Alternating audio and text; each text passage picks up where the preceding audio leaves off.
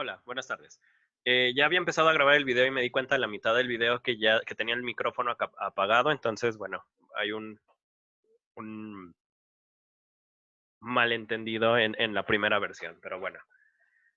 Vamos a hablar del Renacimiento, de algunos cambios que hay importantes del pensamiento, como en 1492, perdón, que se descubre América. El hombre medieval ya estaba más o menos preparado para enfrentar el cambio del mundo que se avecinaba. Entonces vamos por partes. Hay un montón de cosas que nos preparan para el fin de la Edad Media. Decíamos en el video de literatura medieval que algunos de los poetas, sobre todo italianos, porque Italia siempre tuvo una relación más cercana con la herencia latina, pero muchos de los poetas ya estaban empezando a pensar en otras cosas. Algunos ya estaban poniendo al hombre en el centro de la obra más que a Dios, y mucho de esto tiene que ver con la peste que se dio en 1347, fue el primer año, luego pasa a 1349 y varias olas más, ¿no? Entonces, el hombre que anteriormente le dejaba todo a Dios y decía, Dios ayúdame, que es el hombre medieval, eh, ya no va a exigirle a Dios la ayuda, sino que se da cuenta de que él, como hijo de Dios, tiene todas las herramientas para hacer la transformación de su propio medio. Entonces, la vista del hombre se empieza a centrar en sí mismo y Dios queda un poquito de lado. No voy a decir que es un cambio tajante, porque a mí me lo enseñaron como que era un cambio de un día para otro y realmente no. Todavía el hombre renacentista es profundamente católico, pero ya hay una idea de yo puedo hacer las cosas con mis propias manos. Hay otros de los factores que intervienen en este fin del pensamiento medieval, es que la imprenta, bueno, la inventa Johannes Gutenberg en 1440, y esto ayuda a que muchos de los libros que se tenían en los conventos o en los monasterios o pues sí, en los claustros eclesiásticos ya puedan ser de dominio popular. O no tanto, vamos, pero sí se abarata mucho el costo, porque recordemos que en la Edad Media cada libro que se escribía de manera manual, y que las copias también se hacían de manera manual. Entonces eso hacía que los libros fueran extremadamente caros y muy difíciles de conseguir, pero a partir de 1440 los libros empiezan a abaratar porque ya tenemos una máquina que nos ayuda a imprimir o a copiar los libros de manera más rápida y más fácil. Voy a detenerme en los últimos dos puntos, en 1453, la caída de Constantinopla, y 1492, que es el descubrimiento de América. Entonces pasamos rápido con la caída de Constantinopla. Aquí tenemos el tamaño del imperio bizantino, que es el nombre histórico más correcto. Tenemos que el imperio bizantino era bastante grande como parte de Roma. Esto que estoy remarcando en verde es la primera versión del imperio bizantino, justamente después de la caída de Roma en el año 476. Esto pasan 50 años y vemos que domina mucha parte del mundo. Si se fijan, España sigue aquí conquistado por los italianos, perdón, por los romanos o los bizantinos, mejor dicho. Tenemos partes de África conquistadas, Egipto todavía conquistado. Entonces sigue siendo un mundo muy romano, pero ya con otros poderes, ¿no? Pero pasan los años y Bizancio va perdiendo su poder hasta que le quedan solo estos territorios, este de aquí y este de aquí. Y esto para 1360, aquí tenemos la fecha, 1360 es más o menos la extensión de todo Bizancio. Si se fijan, ya perdió prácticamente todo su poder. Y sucede que tenemos al emperador Constantino IX, o noveno, mejor dicho. Este señor es el emperador de Bizancio o de Constantinopla en el momento en que llega la invasión turca a manos de Mehmed II. Los bizantinos y los turcos o los árabes, para ponerlo en los mismos términos que en la Edad Media, eh, habían tenido muchos conflictos durante 1000 años, y durante 1000 años las murallas de Constantinopla habían aguantado. Constantinopla es una ciudad que estaba hecha para defender, era un bastión, digámoslo así. Teníamos la ciudad en el centro y luego teníamos un anillo de murallas, luego otro anillo de murallas, eran dos, y luego en ciertas partes, por ejemplo aquí y acá, teníamos un tercer anillo de muros y en el sur estaba el mar. Entonces, de esta manera, los bizantinos solo tenían que preocuparse por esta frontera y esto de acá era paso libre. Todo esto no contaba, ¿no?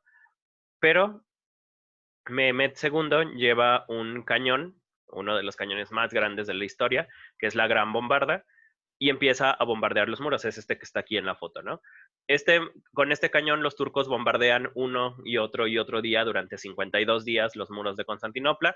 Es una batalla muy grande y al final, el 29 de mayo de 1453, derriban los muros de Constantinopla. Entonces, eso hace que Constantinopla, que era justamente este lugar de paso que tenemos aquí, caiga en manos de los turcos. Y es importante porque Constantinopla era una ciudad por la que pasaba todo el comercio desde Asia hasta Europa. Era el ombligo del mundo en ese momento. Todo lo que Europa quisiera mandar pasaba por aquí. Teníamos una especie de aduana, digo, poniéndolo como en términos muy contemporáneos, y todas las cosas, todos los especias, todos los lujos como el marfil, los colmillos de elefante, la seda, pimienta, cosas de cocina, canela también, todo esto pasaba justamente por Constantinopla.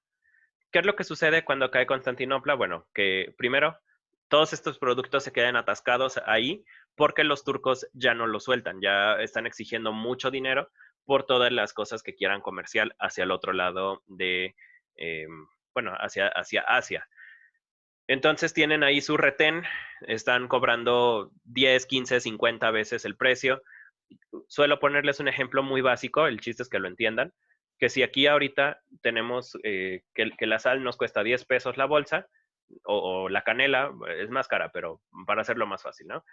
Si antes de la caída de Constantinopla cobraban 10 pesos la bolsa de canela, cuando llegaron los árabes, esto lo multiplicamos por 500, porque le subían el precio a lo que ellos querían, luego 10 por 5, 50, y tenemos dos ceros más, ¿no? Entonces, una bolsita de canela de repente costaba 5,000 pesos, cuando al principio solo costaba 10. Esto pasa con muchos productos, no con todos, pero sí con muchos. Los turcos empiezan a curar un montón y es una manera de cobrar lo que hicieron los católicos con las cruzadas durante toda la Edad Media, porque recordemos que las cruzadas en este momento ya están empezando a desaparecer, pero siguen con esta idea de los musulmanes malignos y que siempre buscaban, eh, no sé, estar en contra de Dios. Entonces les empiezan a cobrar un poco de eso ahí. Y resulta que, pues como eran un montón de productos y era un montón de impuestos lo que estaban poniendo, muchos reyes y muchos, pues incluso el mismo Papa, se metió para financiar una expedición para buscar una ruta diferente y poder seguir pasando los mismos productos, pero más barato. Y decían incluso, si el barco se llegara a tardar 5 años o 6 años en llegar a la India, nos sale más barato que pagarle a los musulmanes. Entonces, ¿qué es lo que pasa? Toda Europa se organiza para ya no pasar por Constantinopla y empiezan a buscar una ruta alrededor del mundo. Se dan cuenta de que África es un continente monstruoso, mucho más grande de lo que los mapas contemporáneos la muestran. De hecho, en África cabe Rusia, cabe Estados Unidos, cabe China y todavía caben pedacitos de México. Entonces es muy grande, muy, muy grande África. Entonces empiezan a cruzar toda África. Este es el mapa de lo que los europeos conocían en 1400. Entonces, poco antes de la caída de Constantinopla, conocían muy poquito del mundo.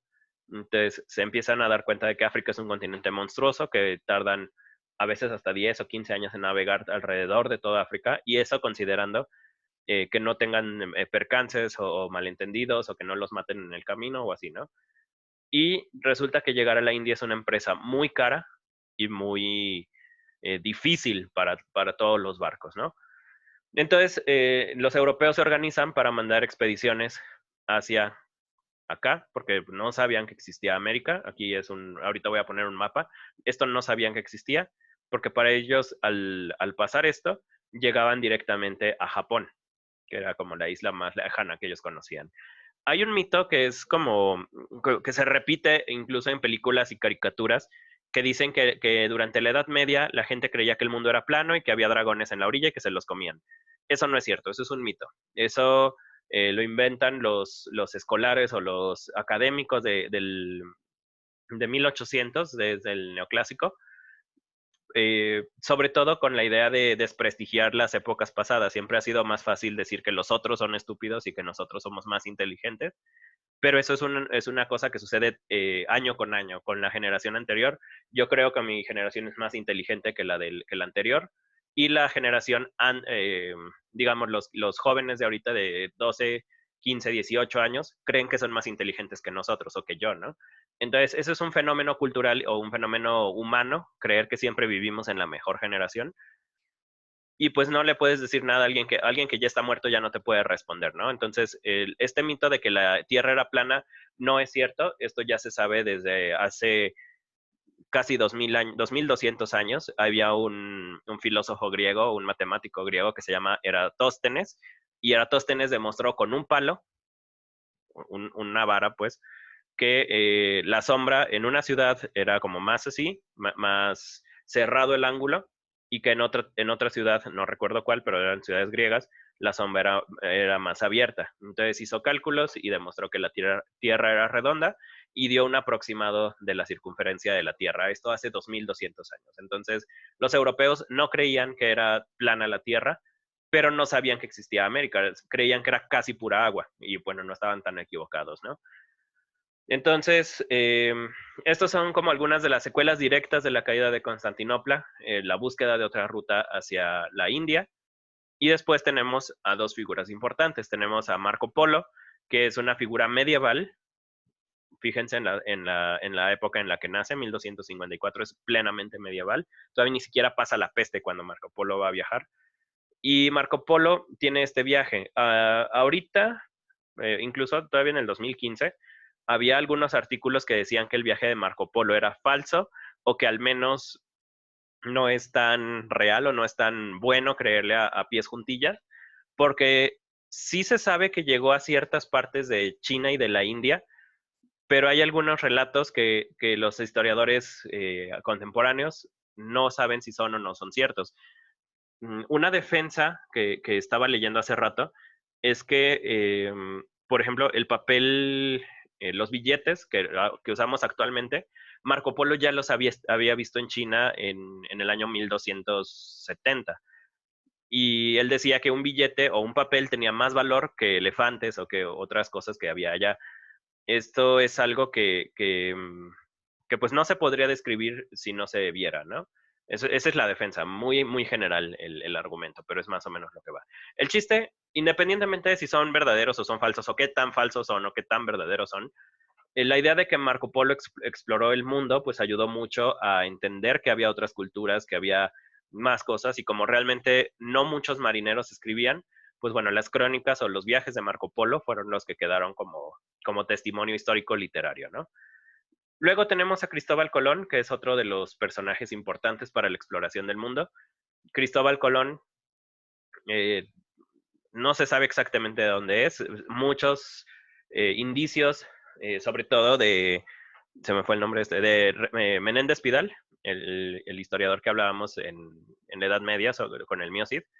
Él dice que tiene muchas cuestiones de catalán y de otros idiomas de la península ibérica en su escritura.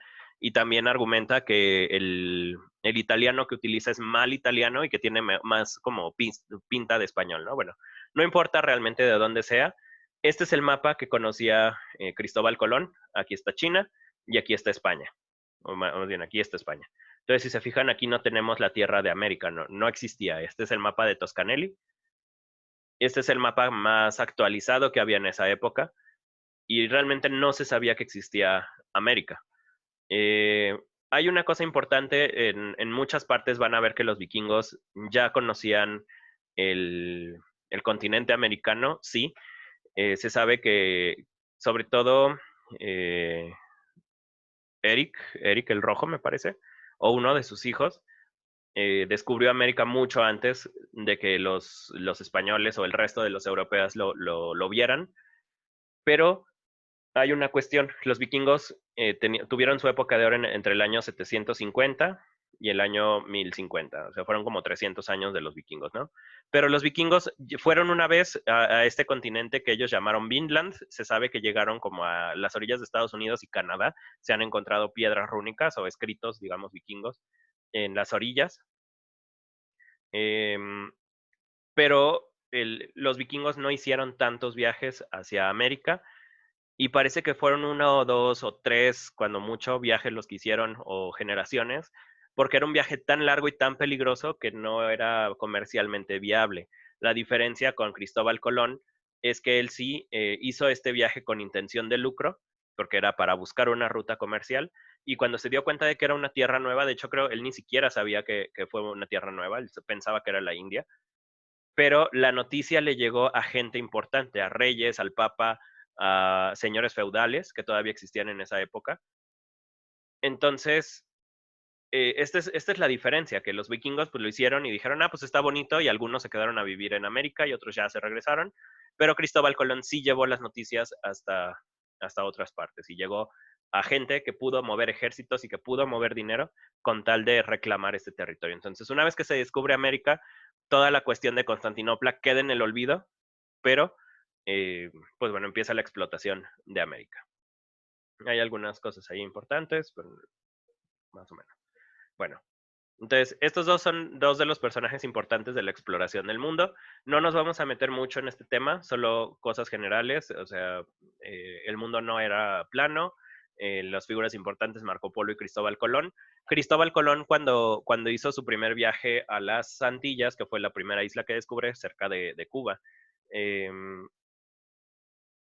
pues ahí tiene entre sus pertenencias un volumen de los cuentos de Marco Polo. Entonces vamos a ver cómo Cristóbal Colón, aunque es un hombre que ya nace a fines de la Edad Media o mediados del fin de la Edad Media, todavía está muy influido por cuentos medievales. Es un personaje eh, apenas renacentista con un pensamiento medieval el que llega a América. Y así le pasa a casi todos los conquistadores, ¿no? Entonces, ¿qué es lo que pasa en Europa mientras Cristóbal Colón está viajando y mientras Constantinopla cae, todo esto?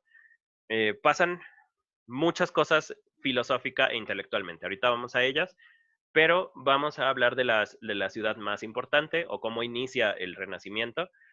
La ciudad a la que muchos de los académicos que existían en Bizancio o en Constantinopla, cuando empiezan los asedios y se dan cuenta de que sí va a caer la ciudad, que por fin van a perder esta ciudad milenaria, pues escapan hacia Europa y muchos de ellos se quedan en Italia, que era la ciudad la nación más activa filosóficamente en toda Europa. Entonces estos pensadores que son de un imperio que rescata las últimas cosas de Roma, que todavía habla griego y que tiene una literatura y un arte pues un poco más avanzado de lo que tenían en Europa en ese momento, en el resto de Europa, llegan y ellos son los que impulsan el conocimiento o la búsqueda de conocimiento en Roma y en Grecia.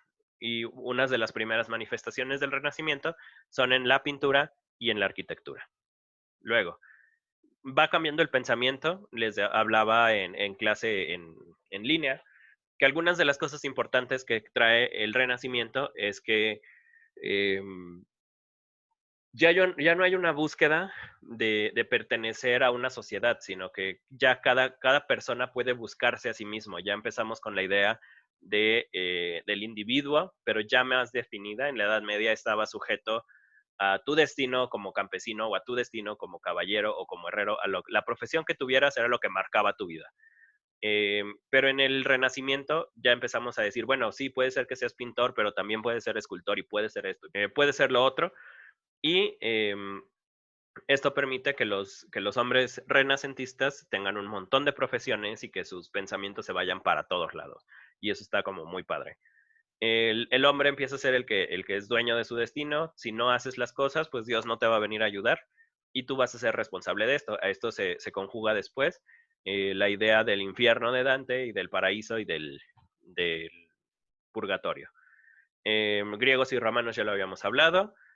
Y también las ciencias sociales tienen una explosión gigantesca, las humanidades tienen una explosión gigantesca, porque pues antes no se consideraba al ser humano más que como una persona que venía a vivir la voluntad de Dios, digámoslo así, pero en este momento empieza el desarrollo de la filosofía, de la sociología, de la literatura ya en forma, y tenemos, por ejemplo, esta idea de las utopías que inicia con Tomás Moro en 1516, es el año en el que se publica Utopía.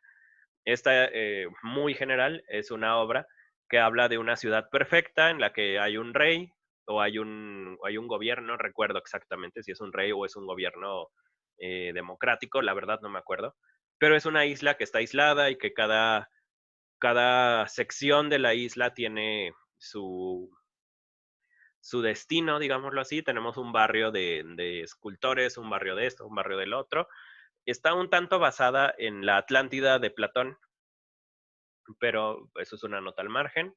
El chiste de la utopía es que todo funciona bien y es un modelo ideal de ciudad, porque para este momento en el Renacimiento a la gente ya le empieza a preocupar cómo diseñar las ciudades, cómo gobernar. También tenemos el Príncipe de Maquiavelo, más o menos por estas fechas, y bueno, sigue evolucionando. El Renacimiento, lo más importante que tiene es que cambian la percepción del hombre. No vamos a decir que se deja a Dios de lado, porque les digo, repito, no es cierto.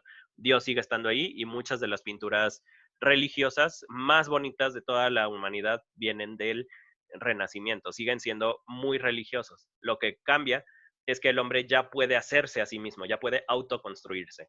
El ejemplo más clásico de un hombre renacentista máximo es Leonardo da Vinci. Entonces, si quieren pensar en el Renacimiento, piensen en Leo, ¿no? Es un personaje que abarca todas las ciencias y todas las artes de su época, y en todas era pues de regular a bueno y en unas extraordinario, ¿no? Ahí les puse algunas de las profesiones que tiene, entre ellas pintor, astrónomo, médico, matemático, inventor, arquitecto, tiene un montón de cosas. No son las únicas, son un montón. Eh, Leonardo da Vinci o el pensamiento renacentista máximo decía que el hombre era capaz de tener todos los talentos del mundo porque éramos hijos de Dios. O sea, como hijo de una criatura perfecta, tienes la capacidad de construirte como una criatura perfecta. No, no naces perfecto, pero te puedes hacer perfecto, que si lo vemos en retrospectiva, es muy parecido a lo que planteaba la alquimia. No, no lo van a decir los renacentistas, pero es esto. Tú con tu propio trabajo te puedes transformar en alguien se acerque a la perfección. Leonardo da Vinci también es el triunfo de lo académico. Decíamos que en la Edad Media se empiezan a dar algunas universidades, empiezan a surgir grupos de estudio, casi siempre orientados en lo religioso, pero las academias ya empiezan a existir y para el Renacimiento algunas de las academias o algunas de las universidades ya producen personas que son bastante capaces de hacer un montón de cosas. Leonardo da Vinci es el ejemplo máximo de renacentista, pero el Renacimiento lo conocemos más por el arte. O sea, Leonardo da Vinci también tiene pinturas, pero el Renacimiento, cuando pensamos en él, pensamos en arquitectura y en pintura. En la pintura hay cambios importantes, la perspectiva pues ya es muy diferente, no es lo mismo que un dibujo, casi podemos decir que es un boceto medieval, estos que tienen en las catedrales y que tienen dibujitos de los memes incluso, que las caras están como muy chistosas porque no tienen como tanto enfoque en la cara ni en la perspectiva, o sea, no es que no lo puedan pintar, pero no les interesa hacerlo porque no hay una competencia, no hay nada, ¿no? En el Renacimiento ya hay competencia entre artistas porque los artistas van a ser contratados por los mecenas. Los mecenas son estas personas que tienen muchísimo dinero y que pueden invertir en arte o en los artistas. Entonces, mientras más obras buenas tuvieras, pues más eh, reconocimiento tenías tú como mecenas, ¿no? Tú pagaste eso, tienes el poder adquisitivo para comprar buen arte. Entonces, los mecenas empiezan a surgir en esta época, empiezan a pagar a muchos de los artistas. Leonardo da Vinci era apoyado por un mecenas también. Miguel Ángel, Botticelli, todas las tortugas ninja son productos de mecenas, vamos. temas mitológicos y humanos, ya lo decía ahorita. Aquí tenemos un tema religioso y abajo tenemos a la Venus de Botticelli, o el nacimiento de Venus se llama la pintura. Cada artista hace lo que quiere, perfecciona la técnica. Hay muchísimos estudios sobre anatomía porque los artistas tenían que conocer el cuerpo para poder dibujar el cuerpo. Los dibujos de Da Vinci sobre anatomía son extraordinarios también. Y bueno, también era médico de alguna manera. Y bueno, esto hace que los artistas empiecen a desarrollar cada uno un estilo diferente al de sus compatriotas o al de sus compañeros o de sus contemporáneos. Y esto hace que los artistas empiecen a generar reconocimiento individual. Ya no solo es eh, la pintura medieval de España, sino que ya podemos hablar de un Botticelli, de un Miguel Ángel, de un Donatello y así, ¿no? Por último, última cosa de esta introducción al Renacimiento, es que la única lengua que se consideraba culta en este momento es el italiano. El italiano, les decía, durante la Edad Media, cada pueblo escribe sus canciones o canta sus propias cosas, pero el latín seguía con la idea de era la lengua máxima y todos los hablantes de francés, de alemán, de español, de las otras lenguas que había en Europa, sentían como que su lengua era menor. Y los italianos vienen a reforzar un poco esta idea, porque mientras todos los demás están escribiendo sus cosas vulgares o en la lengua vulgar, los italianos ya están empezando a utilizar el italiano para escribir documentos oficiales y sobre todo lo que le da mucho reconocimiento a la lengua italiana como lengua culta es que ellos ya tenían a Dante, a Petrarca y a Botticelli en 1300, cuando todos los demás pues tenían canciones de las guerritas, poniéndolo de manera un poco despectiva porque así lo veían los italianos, ¿no? Para los italianos todos los cuentos, las cantares de gestas y los cantares, las cántigas de amigo y todas las cosas que hablábamos en el video de literatura medieval, pues todo eso era intrascendente. Era pues canciones para entretener al pueblo, pero no era literatura de verdad. Ellos dicen Dante, Petrarca y Botticelli son los grandes escritores del mundo. Y para entonces, pues no había ningún otro escritor que le hiciera competencia a ninguno de estos. Esto va a causar que durante el Renacimiento español y después el Barroco español, los españoles hagan o se obsesionen con hacerle competencia al italiano. Para este momento, el italiano es la única lengua grande, la única lengua que ha producido obras literarias por encima de la media, por encima de lo normal, obras extraordinarias con grandes representantes y además, por ejemplo, Dante escribe una defensa de la lengua vulgar que se llama, pues así, defensa de la lengua vulgar, en donde dice que el italiano como su lengua madre, que ya no está esclavizado al latín, sino que esta lengua con la que él nace es tan válida como cualquier otra y bueno, esta defensa la hace buscando que justamente después escribir la Divina Comedia o la Comedia con la idea de, pues bueno, esta es la lengua que hablo y no me voy a sentir avergonzado de ella. Todos los demás, les digo, tenían esta idea de su lengua es inferior al latín. Con esto cerramos esta introducción al Renacimiento y el próximo video vamos a hablar del Renacimiento en España en particular. No nos vamos a meter tanto en pintura ni tanto en escultura porque supongo que lo harán en otras materias y además pues lo nuestro es la literatura. Entonces vamos a hablar la próxima clase del poeta máximo español de este periodo que se llama Garcilaso de la Vega. Con Garcilaso de la Vega empezamos toda la idea del Renacimiento español y vamos a hablar también de Martín Lutero y un par de cuestiones que están sucediendo al mismo tiempo en el Renacimiento. Muchas gracias. Si tienen cualquier duda, ya saben que pueden dejarla en la caja de comentarios, ahí contesto lo que puedo. Suscríbanse al canal si quieren recibir videos de cualquier otra cosa que vaya subiendo. Les decía, no solo hablo o de historia o de literatura, a veces de videojuegos. De hecho, tengo pensado un video de Diablo 2 pronto. No sé qué tan pronto, pero pronto. Quizás para octubre, porque viene Halloween y está bien chido.